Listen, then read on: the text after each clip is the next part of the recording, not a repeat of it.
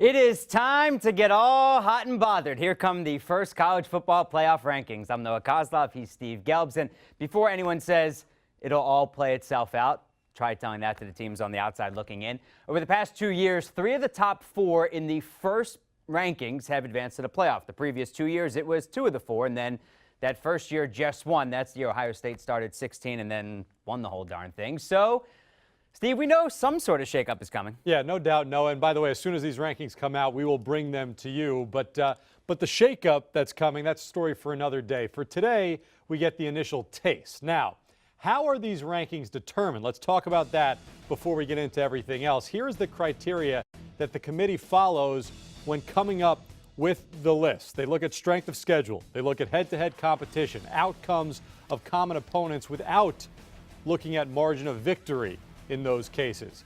Now, this is not for right this second. Obviously, no conference champions have been decided, but at the end, conference championships come into play. And this is my favorite one, Noah, other relevant factors, which I guess you can throw anything else in there. What does that mean precisely? Cool colors?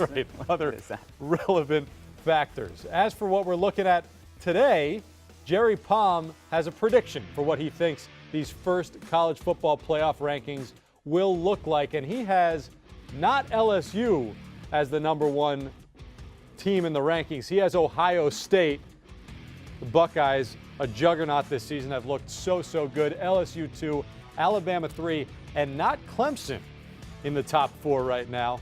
He has Penn State at #4. Clemson is #5, right outside those rankings, with Georgia, maybe the best one-loss team in the country, coming in at #6. That's according to Jerry Palm, what he expects later tonight. And Ohio State's got those 2 significant tune-ups with Maryland and Rutgers before they get Penn State and Michigan. We're joined by our college football team, Dennis Dodd, Barton Simmons, Barrett Sallee. Dennis, let's start with you. What's the controversy that you expect tonight? I don't know if there'll be any controversy. You guys mentioned it, or you kind of alluded to it. Only 11 of the 20 teams have been announced in the first rankings have made it to the Final Four. So I'm not very interested in who's #1 tonight. I'm interested in who can come from behind. There's 4 teams in the top, I guess, 5 or 6 that are going to play each other. LSU and Alabama are going to play. Ohio State and Penn State are going to play. And if Georgia keeps winning, it's going to play LSU or Alabama. So that, I hate to say this, will sort itself out. So I guess if you want to get down to one, Clemson, I agree with Jerry. Clemson's probably not going to be in the top 4, but it doesn't matter. They either win the rest of their games, at which point they will be in as ACC champions, or they lose, which will knock them, in this late date, will all but knock them out of the playoff, because the ACC is clearly the #5 Power 5 conference this year. So I don't know about much hand-wringing tonight, but it will be interesting. See, Dennis, that's why Noah is as professional as he is. He knew that it will sort itself out, was going to come out multiple times tonight. So he just put that out there right at the top. Barton, what about you, though? Do you agree with Dennis, or do you think there's going to be any controversy at the end of this evening? I don't know about significant controversy. I can tell you who the loser is going to be. There's going to be one really big loser tonight. It's going to be NC State, because NC State is playing Clemson, and they may be playing them. In fact, I expect that they'll be playing them with Clemson sitting outside the college football playoffs. As Dennis mentioned, as Noah alluded to, that doesn't mean a whole lot, considering who I think the top 4 teams will be, that they play each other. They're going to beat each other, and there's going to be room in that top 4, and all will work out for Clemson as long as it keeps on taking care of business. But Dabo Swinney will be able to post it right on that bulletin board in that Clemson locker room.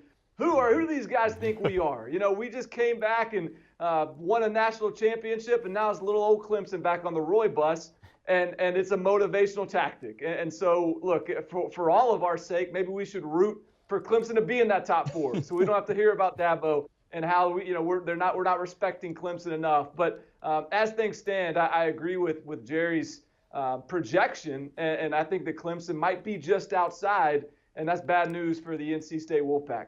I've already started the it's all going to play out drinking game, fellas, and so this is going to be a really, really long hour. Barrett, what fan base do you think is going to be most fired up? Yeah, little old Clemson, bring your own guts. They're gonna be most fired up, obviously, because they're gonna feel disrespected.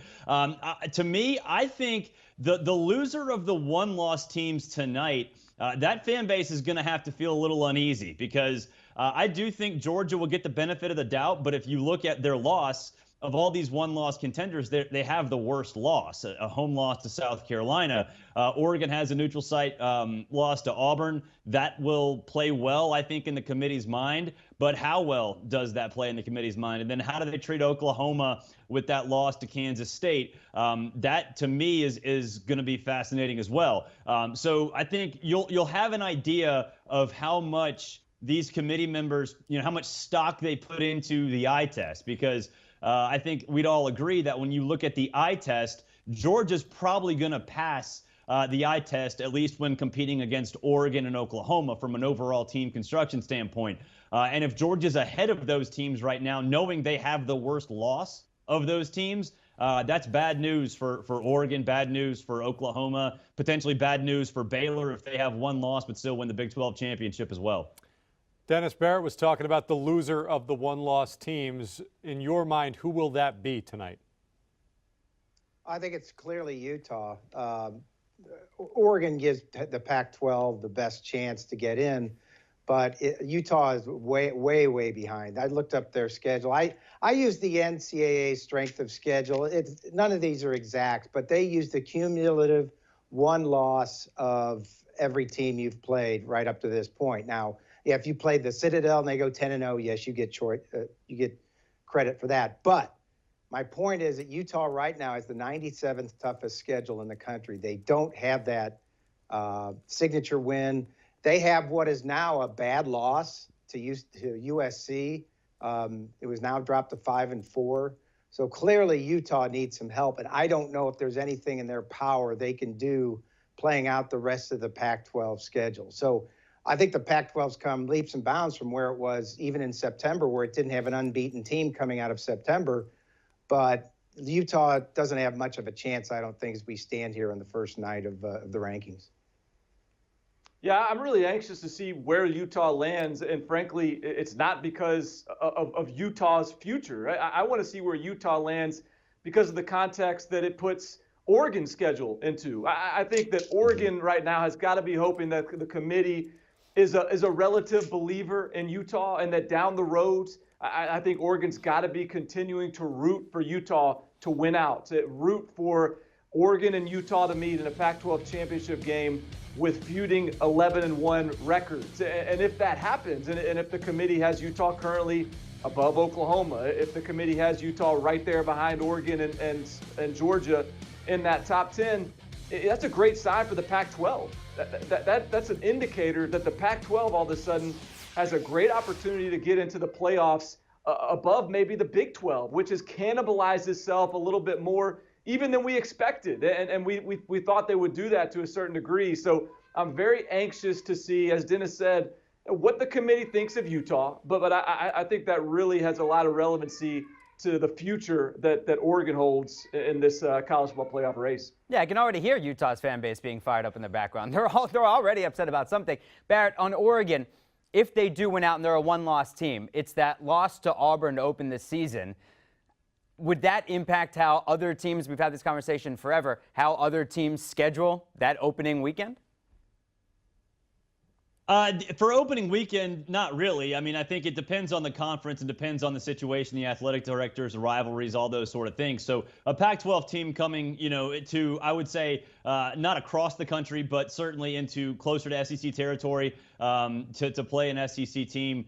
You take that risk if you're a Pac-12 AD. And a lot of these Pac-12 ADs have already built their schedule out, through 2032, 2033. So, no, I don't think it really would matter all that much. I think the Pac-12 is going to be viewed, the way it is right now until it shows that it can win a big game. So I think from that perspective, they need to have those kind of, signature games just to see if they can get some street cred back. Oregon, I mean, if you put Oregon and Auburn together 10 times, I think Oregon probably wins that game 9 out of 10 times. It just so happens they didn't win the one that actually happened. Alabama and USC played a couple years ago. The Pac-12's trying. It's just not able to get over that hump. So I don't think anything changes in terms of scheduling. I am interested, though, if Oregon wins out in the Pac-12 with one loss, and let's just say Alabama loses to LSU, doesn't make the SEC championship game, but beats Auburn at the end of the season, how do they weigh that sort of situation where you have a comparative team with the non-division champ having a win against the same team that a Power 5 conference champ lost to? I would be fascinated to see a situation like that, considering what the Pac-12 schedule I think is, which is pretty darn solid compared to an Alabama schedule this year that by Alabama standards is pretty darn weak. Guys, we're talking about scheduling right here, and Minnesota is an interesting team because they're 8-0 for the first time since 1941, but their schedule has been really weak. The 8 teams that they've beaten, I think, are combined 33 and 37. When you look at Minnesota, obviously a huge game coming up for them against Penn State this weekend, but tonight, where do you expect the Golden Gophers to fall?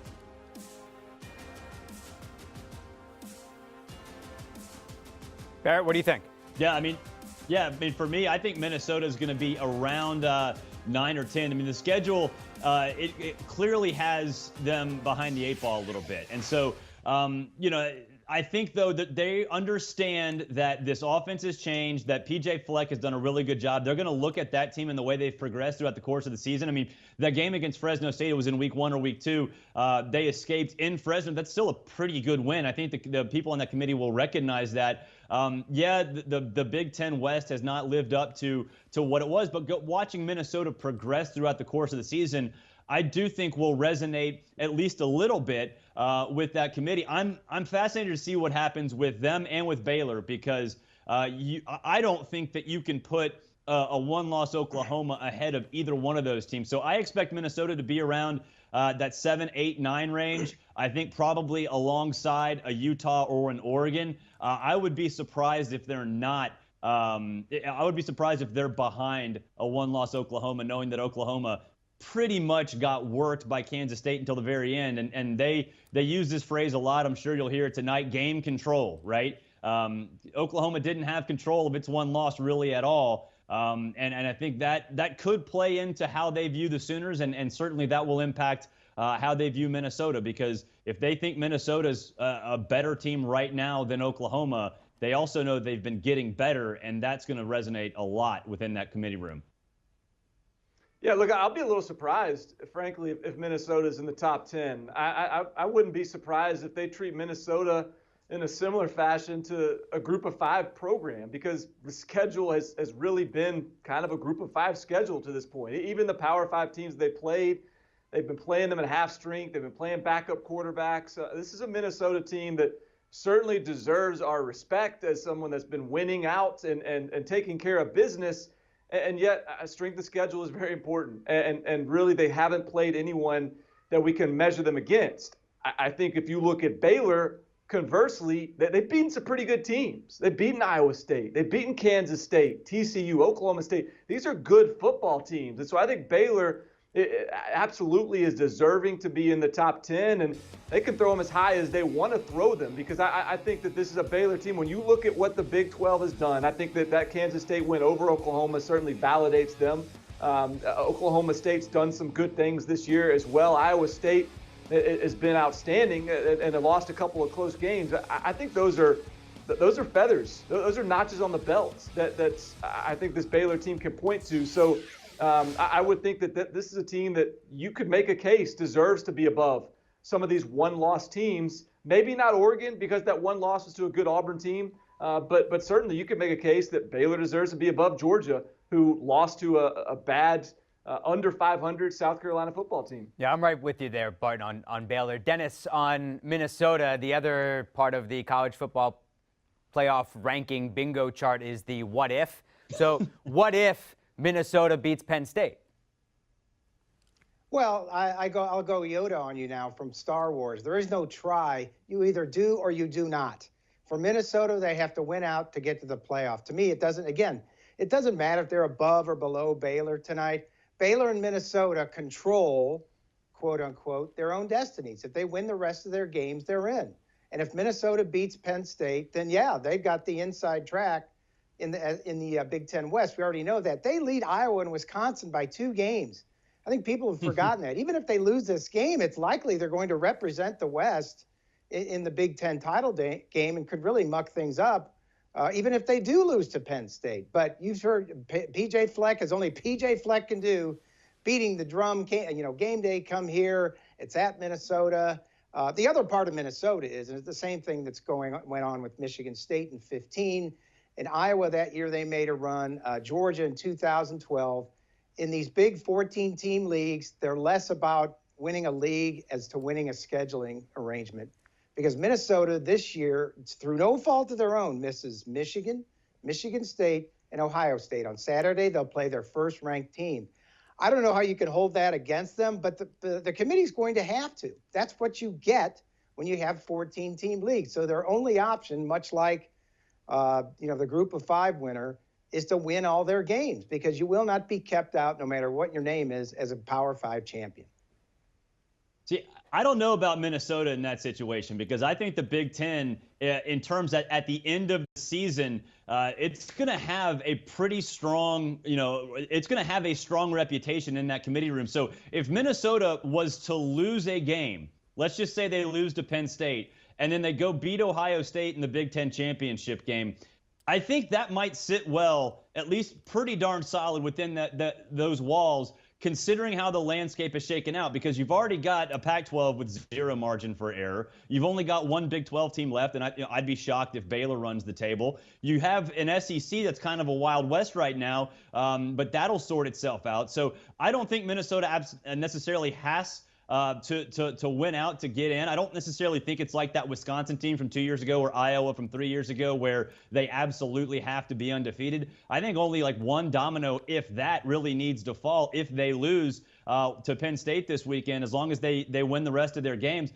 I think they'd still probably be in, because the Big Ten, I think, within those walls at the Gaylord Hotel, they're going to be viewed favorably, especially if they can win a Big Ten championship game over an Ohio State team that I think we'll all agree is going to be a top 3 team tonight in the college football playoff rankings, and probably 1 or 2. All right, coming up next, fellas will be back.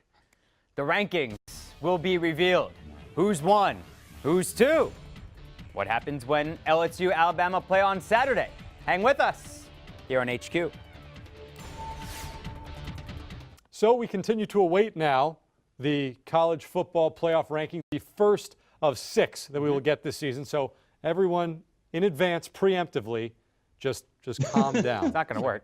It's not going to work at all? Doesn't work. No, it doesn't work at all. You ever met any college football fan bases, Steve? 1 or 2. It doesn't work. All right, so we've got our experts back on here. And Dennis, let's just go way in the future, because I know we're talking about tonight and we want to see how everything's going to break down tonight. Do you have an idea, though, in your mind of how you think this will all play out in the end, the top 4 that will be in the college football playoff when all is said and done?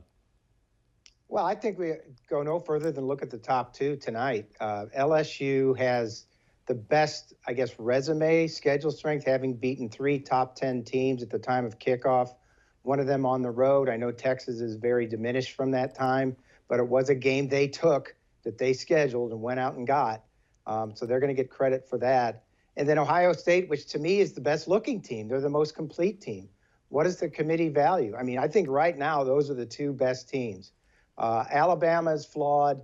Clemson is flawed, although they've kind of picked it up lately. I don't know what to make of Clemson until they get to the playoff, because of who they've beaten and who they haven't played. So I think clearly, to me, LSU and Ohio State are the favorites going in, and it'd be fun to watch them play. The game has changed. It's going to be a shootout. It's going to be a shootout Saturday. It's probably going to be a shootout in the playoffs. We've already seen that the last 2 years with a couple of games. So those teams, to me, are, I don't want to say head and shoulders, because they're not. But to this point in the season, through 10 weeks, are the 2 best teams. Dennis, you mentioned Clemson. You don't know what to make of them until Clemson gets into the college football playoff. This schedule, barring something crazy, doesn't really have any true landmines for Clemson the rest of the way. You have to assume they're going to win out. Is this Clemson team definitely going to get in to the college football playoff, if anything, just based on the fact that they blew Alabama out last year and won a national championship? Or is there any way that you could see them winning out the rest of the way and still not getting into that top 4? They can't lose a game. I think if they lose a game, that's going to be held against them because of what I just said about the ACC being down. I think they would have to get some help from people around them. In other words, the SEC only getting one in, that might give them a shot. But if they lose a game, especially with what they've got left on the schedule, it's not going to look good. Again, if they win all their games as an undefeated ACC champion at 13-0, they're going to be in. So they're really almost playing against themselves right now. You know, I've said this for years. Since Clemson has been good, they play in the ACC, but I don't think of them as an ACC team. I almost think of them as an SEC team. They put more resources in it than teams in that league. They play better. They get better recruits. So it's really up to them right now. And they got the luck of the draw. The ACC is the worst of the Power 5 conferences right now. Syracuse is down. That didn't help them. The Wake game will be interesting just because plucky little Wake is going to be in the top 25 tonight, I think, of the first ranking. So it'll be interesting. Now, so Barton, can Wake, let's stay on that. Can Wake beat Clemson? No, I think so. Yeah. They're good, Barton. Go ahead. Yeah. No, look, I think when you're looking at Clemson, and I agree with Dennis, I mean, obviously, if they win out, they're in, and really there's no question to ask. And I think that even the fact that we're having this conversation is kind of crazy to think about. When you look at not just that Clemson's winning, and yeah, they had the North Carolina win, which was a close one, and hey, that will be used against them. That will be a negative, a red mark against Clemson's resume. But since that game, they've been absolutely boat racing teams. They're beating teams worse than they were beating them last year. This is the same team. Trevor Lawrence, the pace that he's on is very similar to the pace that 2016 national champion first-round draft pick Deshaun Watson was on. This is a defense that's playing as good as any Clemson defense has played. And so this is a playoff team. And that's why, again, it doesn't matter where they rank today because this will be a playoff team. This will not be a team that loses. Wake Forest, and credit to them, Dave Clawson's done a fantastic job, but they're just not going to have the horses to beat Clemson, and no one in the ACC will. So I really will be shocked if Clemson is not one of those 4 at the end of this process. South Carolina did beat Georgia, though, so we always have to keep that in mind. Yeah. Listen, guys, we've gone almost a full half hour into this show without really talking about the massive game this weekend. LSU, Alabama, top 2 teams in the country. When you look at this matchup on Saturday, is it more important for Alabama to win than for LSU to win? Is this the type of game that LSU can survive, but maybe not Alabama when you look at this, Dennis? Yeah, no, for the SEC and for Alabama's sake, the best case scenario is if Alabama wins this game because we already talked about their schedule deficiencies. Because at the end of the day, the elephant in the room, or one of the elephants in the room, is the SEC getting 2 in for the 3rd time since 2011. That helped get us out of the BCS and into a playoff when they played a rematch game in the championship game in 11. And if it happens for the 2nd time in 3 years, I don't know if the bracket can withstand it. Not the bracket, the system. But that's another story. Alabama winning out gets them in. LSU, if they go 11-1, finishing whatever it is, 2nd in the SEC West. The best case scenario for the SEC is for Georgia to win out and to beat LSU in the championship game after LSU beats Alabama. So you'd be sitting there with 2 teams from the SEC with 1 loss, most importantly with 13 data points.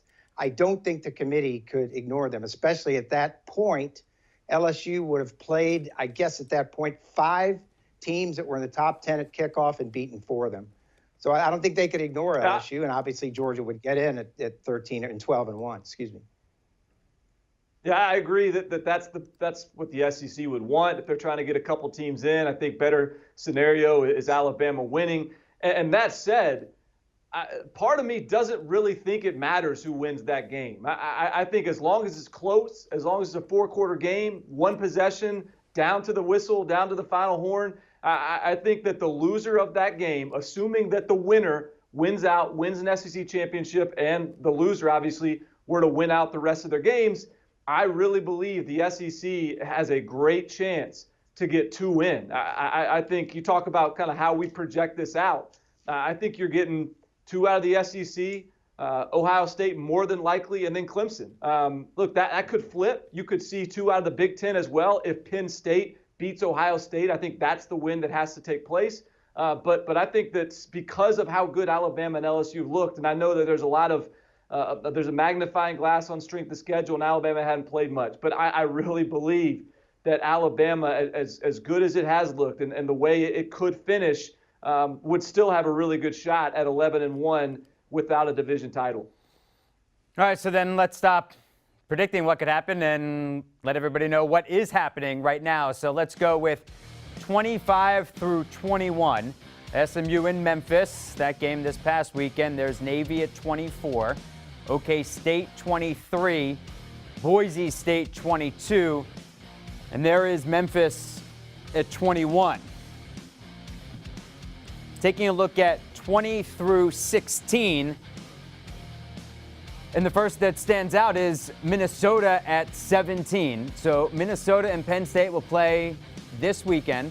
Minnesota comes in at 17. Don't know where Penn State is yet. There's Iowa, the 2-loss team out of the Big Ten, at 18. And K-State is sitting at 16. And that's an Oklahoma team that lost to Kansas State. And then Baylor has Oklahoma coming up in 2 weeks. And Baylor beat Kansas State in Manhattan. Barton, any takeaways here from so far from 16 through 25? I think good news for Baylor and Oklahoma. I think having Oklahoma State in there with 3 losses is promising for the resume of those programs. And I think Oklahoma State is deserving of being in there. But, yeah, I think that's early, good returns, good sort of the committee clearly views the Big 12 in a positive light. They're not necessarily dinging it for that cannibalization. And so, yeah, I think that's a real positive. All right, let's keep it going here. Let's take a look at 15 through 11. Notre Dame coming in at 15, Michigan 14, Wisconsin 13, Baylor undefeated at 12, and Auburn sitting at 7-2 at 11 right now. But Baylor, certainly a team that we've been watching, curious where they were going to land. Guys, what do you think, Barrett of Baylor, their slot 12 right now? Yeah, I mean, Baylor being at least 2 spots behind Oklahoma, little surprising to me. But I guess that, is reflective of Kansas State being 16, so they feel like that loss to Kansas State is somewhat acceptable, or at least is not as bad as maybe some others thought it would be at the time. So Baylor being 12, I think it sends sort of mixed messages, because they clearly view the Big 12 in a good enough light where they are going to be, Oklahoma State's in there, so they view them positively. But I don't understand how you can maybe knock Baylor for its schedule now, that even though it's undefeated, but then not hold that against Oklahoma. That doesn't make a ton of sense to me. Yeah, well, Barrett, speaking of that, let's take a look now, 10 through 7. So Oklahoma's there at 7-1, number 9. Florida is 10th at 7-2. Utah and Oregon, the big Pac-12 question. They've got Oregon 1 ahead of Utah at 7-8. Dennis, your thoughts on where Oklahoma sits right now? Well, kind of a cement ceiling again. You can see they've kind of drawn the line at number 7, Oregon. It's going to be a cement ceiling for them. They're going to need a lot of help up top. And the same thing with Oklahoma having that loss. I said those 6 teams above them, and we're seeing them come in right now. 4 of those teams play each other, and they don't play Oklahoma. So Oklahoma's going to have to get some help up top. So is Oregon, and we'll see how it falls. All right, here we go. Let's take a look at the top 6. And if you've been paying attention all week, Jerry Palm had it correct. Georgia 6, Clemson 5. So an undefeated Clemson team, defending national champs, sitting at 5. And there is Penn State at 4. Followed by, so now it is a 2 versus 3 matchup with Alabama at 3, LSU at 2, and Ohio State at 1. Last year was the first year in 2 years that a 5 or 6 did not get in to the final rankings. Oklahoma got in after starting at 7. So 1, Ohio State, 2, LSU, 3, Alabama, 4, Penn State ahead of its undefeated matchup against Minnesota this weekend. LSU's got Alabama. Ohio State doesn't matter. Clemson and Georgia, 5 and 6. Barton, your takeaways? I think we're getting a little bit of mixed messages here. I mean, in some cases, we're seeing resume over eye test, and others, it seems like we're seeing eye test over resume. So there's sort of a hybrid approach here by the committee. You're seeing Alabama at 3. I think that says a lot. Again, speaking earlier about the potential of getting 2 teams in, if Alabama were to lose to LSU this weekend, I think the fact that they're at 3 and not 4 is meaningful. I think that means that the committee really believes in this Alabama team, thinks it's one of the best teams in the country, because the LSU and Ohio State resumes are clearly better than Alabama. So you almost can't put them above those 2 teams, but to have them 3 instead of 4, instead of 5, I think tells you that the committee really believes in this Alabama team. So as things sit today, I think that there's a really good chance that we're looking at the first college football playoffs with 2 teams from one conference. Well, not the first, I guess, but the second with 2 teams from one conference, with the Big Ten and the SEC both very much in play. Yeah, I mean, I think what Barton said, 2 teams from the same conference, you've already had a lot of dominoes fall. And to me, anyway, the message, and he's right, but Barton, you're completely right, mixed messages throughout this entire thing. But it's as likely, if not more likely to me, that a Big Ten team is that second team in the playoff, and not an SEC team, because clearly they view Ohio State, even though their resume is maybe not what LSU's is, they view that team via the eye test very, very positively. Same thing with Penn State. Now, those committee members don't project. I mean, they know the schedules, but they're supposed to ignore those schedules moving forward. But let's be honest, Penn State and Ohio State, they're going to meet once. There's going to be a Big Ten championship game. Probably Penn State or Ohio State's going to be in it. The other might only have 1 loss. And to me, the respect that they've already shown the Big Ten tonight, despite the fact that neither of those 2 teams really have stellar resumes, suggests that when those resumes do get beefed up, that the Big Ten might be the team that gets 2 teams in the college football playoff and not the SEC if it comes down to that. So, Dennis, I'll get your thoughts in a moment. Just looking at the Sportsline projections for the teams to make the college football playoff. Ohio State at 90%. These are the probabilities. Alabama 87, Clemson 77, LSU 46, Georgia 33, Penn State 23. So, Dennis, your takeaways from what the committee revealed? Well, clearly to me, dovetailing off what those guys said, yeah, it looks to me like Ohio State can afford a loss to Penn State. What the committee is telling us tonight is, to this point, and I don't see any way it changes for the rest of the season, Ohio State is the most complete team out there, and I referenced that earlier. I don't know if a close loss at home to Penn State keeps them out of the playoff. I do feel really good about Penn State not being in at 11-1 and losing that game to Ohio State and finishing second in the SEC East. So clearly it tells me that Ohio State can afford, quote unquote, a loss. That's not the word that Nick Saban wants to hear, but can afford a loss being number 1 in these first rankings. And their schedule strength is just going to get tougher. Penn State and Michigan down the stretch, and then obviously whatever the Big Ten championship game holds. But it will. They can now, as we sit here tonight, to me, afford a loss to Penn State and still get in.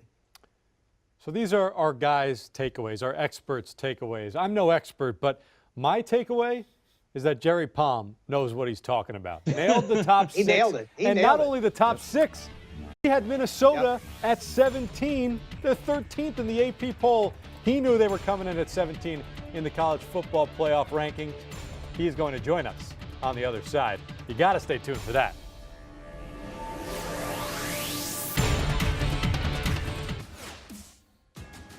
All right, so Ohio State is number 1 in the first college football playoff rankings of the season.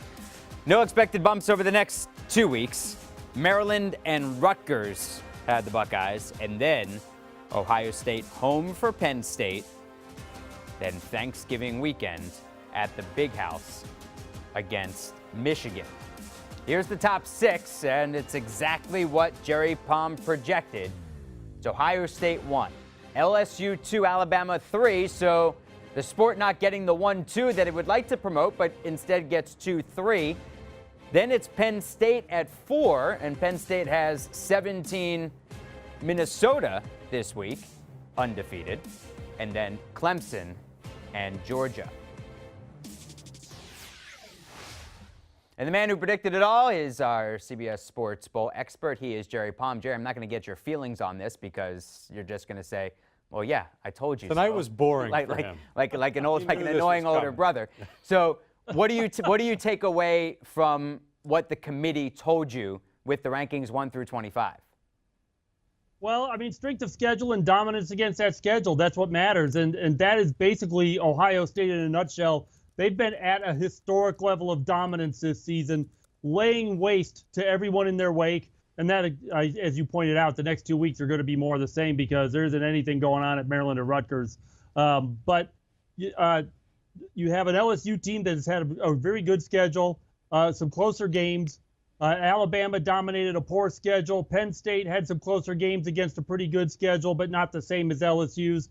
And Clemson also dominated its schedule with one exception, 21-20 at North Carolina. And that game, in a really tight race is why they're 5th instead of 3rd. When we look now ahead to your final ranks, because this is the first one, you nailed it. So we're just going to assume that you're correct about all of this. You have in your final rankings the 4 teams in the college football playoff being Alabama 1, Ohio State 2, Clemson 3, and LSU 4. So in that scenario, we assume that Alabama obviously wins this weekend's game against LSU. In your mind, is there a path that Alabama gets in if they don't beat LSU this weekend? How important is this game from Alabama's perspective when it comes to their college football playoff possibilities? It's more important for Alabama, for sure, because if Alabama loses this game and finishes 11-1, they don't have a good non-conference game. They don't have a good cross-division game. LSU has both of those things, which is why they are a stronger college football playoff candidate at 11-1 than Alabama is. Alabama's strength of schedule is most likely not going to carry them past a 12-1 champion from another league, and maybe not even past an 11-1 team from the Big Ten, whether it's Ohio State or Penn State. So Alabama really needs this game more because their schedule isn't up to snuff. All right, so who do you see because with your final rankings, it's Clemson in and Penn State out. So right. Certainly towards Ohio State beating Penn State. Right, of course. And so what do you see at the end of the season, teams 5 and 6, and those fan bases going nuts, and the case for those teams? I would have probably Oregon 5, and I think maybe Penn State 6. Okay. All right. So what then with Oregon there? What did you learn about what the committee thinks of the Pac-12 tonight? Well, they like their 2 one-loss teams. They didn't seem to like much else, but they like those 2, and those are good teams. So there's really nothing not to like. Oregon has got the edge, though, because, again, non-conference schedule. They played Auburn in their non-conference schedule. They're also in, I would say, the slightly better division in the Pac-12 versus Utah. So 12-1 Oregon Pac-12 champion is a better playoff candidate than 12-1 Utah Pac-12 champion for that reason. Jerry, is there a sleeper? If Minnesota wins out, if Baylor wins out, are either of those teams in your mind? Absolutely. You win if you go undefeated in a major conference, you're in the playoff. That's going to, unless they've got 5 of them and they can't put them all in, but that's not the case this year. So if Minnesota wins out, they're going to be in the playoff. If Baylor wins out, they're going to be in the playoff. So the question is, do you think they can do it? But they're not being judged on what happens if they're 13-0. Minnesota's being judged on an 8-0 where their best win is Georgia Southern, Fresno State. That's why they're 17. But, they beat Penn State. They'll move up in a hurry. They beat Ohio State in a Big Ten championship game, Wisconsin, Iowa. Minnesota's going to get to the top 4 if they get to 13-0. All right, Jay. Stay undefeated. Stay hot. Thanks, pal. The The odds to win the college football playoff, well, there is Alabama. And Sportsline has Alabama at an 87% chance to make the college football playoff, and they're the odds-on favorite at the moment. Hey, guess what those odds also represent? You tell me. Jerry's Final Four in that order. Alabama, Ohio State, Clemson, LSU. With Georgia and Penn State on the outside looking in. But if you want to throw some money down, well, how about Baylor? Because at plus 10,000, anything can happen once you get into the playoff.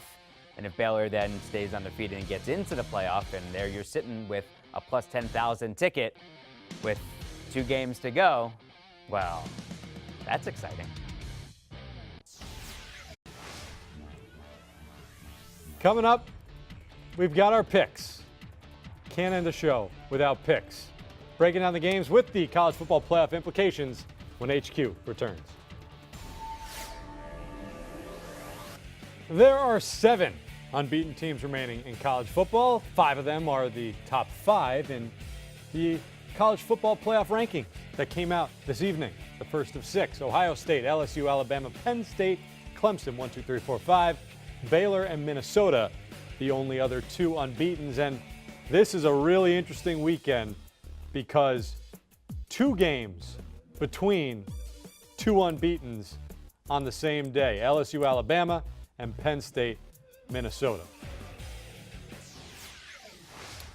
We now bring back Barrett and Barton. Guys, we'll break down these games. We'll start with the big one. Obviously, it's right behind us here, LSU, Alabama. Barton, how do you see this one playing out? I tell you, I like LSU here. I really do. And I think for me, a big part of this is that for the first time in a long time, there's going to be a quarterback in Joe Burrow that isn't going to be wide-eyed. In fact, I think he really enjoys these moments. I think he embraces this sort of competition and competitive environment. And it's been a long time since LSU's had a quarterback in this game that's been like that. I mean, we've seen Danny Etling's an NFL quarterback. He's in the league right now. He got drafted by the Patriots. But when he was in this setting, he looked like a deer in the headlights. And that's not who Joe Burrow is. And so I think with a little bit of a limited Tua Tagovailoa, I think with LSU having that chip on their shoulder, hungry for this win, with Alabama having as many freshmen as it has down the middle of that defense, a defensive line and linebacker, I just really think LSU is poised to take this one and take the driver's seats in the SEC. Yeah, I'll take Alabama to win. I think LSU will cover. But I think what Auburn did to LSU, I think, is important. Auburn folks have been complaining about missed holding calls for about 2 weeks now. But the truth of the matter is, whether they were holds or not, Auburn's defensive front whipped LSU. And Alabama's isn't as talented as Auburn. But I think when you have a blueprint that was established on how to get pressure and slow down that LSU offense, then Nick Saban, with time to prepare, will feast on that. So I think Alabama will do enough defensively to keep this, I wouldn't say low scoring, but at least slow that LSU offense down. So if you get an 80% to or whatever, that you're able to still do what you do. And I think Alabama right now, especially with Michael Divinity's injury for LSU, LSU's going to play a bunch of nickel and dime. And some of those guys are relatively inexperienced. Marcel Brooks might have to step down and play more of a linebacker role rather than a hybrid role. That's not great against a team that kills you with slants, and that's exactly what Alabama does. So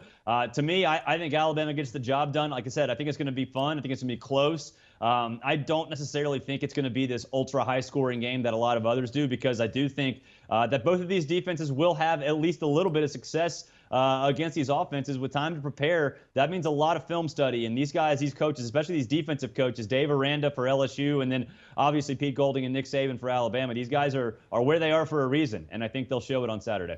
All right, let's go back to 2016 as we get into Penn State and Minnesota, the 2 undefeated teams. Last time these 2 teams played, it was that ugly day in Happy Valley, and Penn State was struggling. Then they come back and beat Minnesota. Then they go on to upset Ohio State. They beat Wisconsin in the Big Ten championship game. And then they get, well, I guess, snubbed for the college football playoff. So there's a lot at stake here. Barton, what are you thinking Penn State, Minnesota this week? That's a great call, Noah. That was a turning point in the James Franklin tenure. Before that game, he was basically on the hot seat, and it's been a rocket ship ever since. And I think the rocket ship continues. I think that Penn State, look, there's some smart football folks on that college football playoff committee, and I think that there's a reason that Minnesota's 17th, Penn State is 4th, and that's because of the talent discrepancy. And look, Minnesota's got some good wide receivers. They've got a good edge rusher. Their run game is really strong, but there's just too much talent on this Penn State team, too much to play for. I think James Franklin has his boys ready and throw some cold water on this Minnesota run. Yeah, it might turn into ice, too. Row the boat into an iceberg. That's what's going to happen. I'll take Penn State. I'll lay those points. I mean, you're going to give me Sean Clifford. You're going to give me K.J. Hamler, Noah Kane against a Minnesota defense that is well coached, but I think undermanned. I'll take Penn State all day long. It's a really good Penn State team. I think they've been getting better throughout the course of the season. And defensively, they've been pretty strong from the get-go. I like Tanner Morgan. I like what P.J. Fleck does, but no, I don't think they have what it takes to solve that Penn State riddle. And I'll take the Nittany Lions by double digits. Oh, lock agreement. We all know how those go. Barton, Barrett, thank you very much. All right, so go to Sportsline, and right now, the Sportsline probability to make the college football playoff, it's Ohio State, Alabama, Clemson, LSU, the top 4. Go to Sportsline, join now for $1, promo code TROPHY. I'm just going with Jerry Palm. Yeah, why not? Let's go with Jerry Palm. He's Steve Gelbs. I'm Noah Kozlov. Thanks to our experts. Thanks to you. Keep it here. Full reaction. All the highlights from around the sports world here on HQ.